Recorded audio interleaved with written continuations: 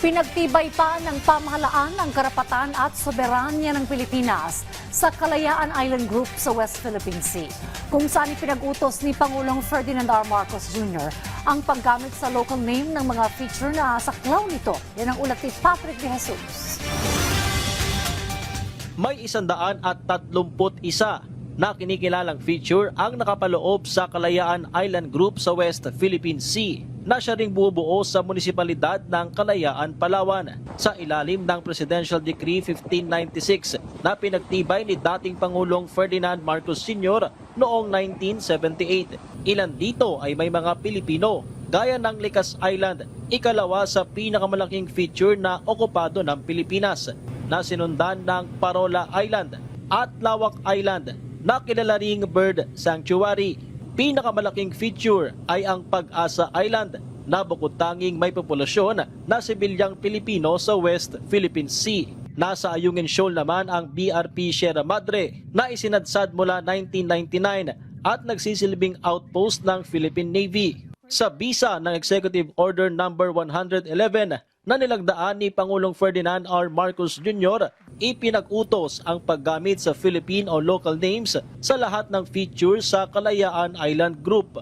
Inatasan din ang National Mapping and Resource Information Authority o NAMRIA na gumawa at maglathala ng updated chart gamit ang mga isinaad na pangalan. Dapat namang siguraduhin ng Department of Education, Commission on Higher Education, TESDA at lahat ng state universities and colleges na gagamitin ang mapa mula sa NAMRIA, partikular sa research, mga aklat at iba pang educational and instructional materials. Saklaw din ng KIG at may Philippine name ang ilang Chinese-occupied artificial island gaya ng Mischief o Panganiban Reef na nasa loob ng exclusive economic zone ng Pilipinas, habang ang Subi o Zamora Reef ay pasok sa 12 nautical mile territorial sea ng Pag-asa Island. Iginiit naman ng Department of Justice na hindi pinahina ng 2016 arbitral ruling pabor sa Pilipinas ang karapatan ng bansa sa Kalayaan Island Group.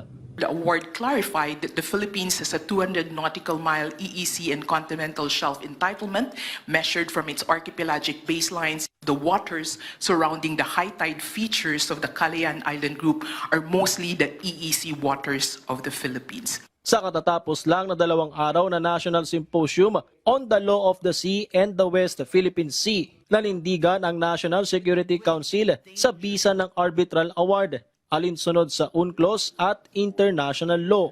Our position in the West Philippine Sea is not disputed.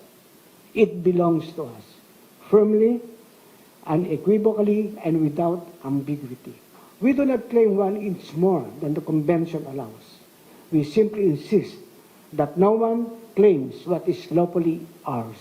Muli ring isinusulong ni retired Supreme Court Associate Justice Antonio Carpio ang paghahain ng panibagong arbitration case.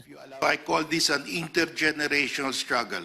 So we have to pile arbitral award upon arbitral award to strengthen the July 12, 2016 award. This is a long-term struggle. It's not, never expected China to just roll over after the arbitral award. So we have to be patient here. This is a long game. Patrick De Jesus para sa Pambansang TV sa Bagong Pilipinas.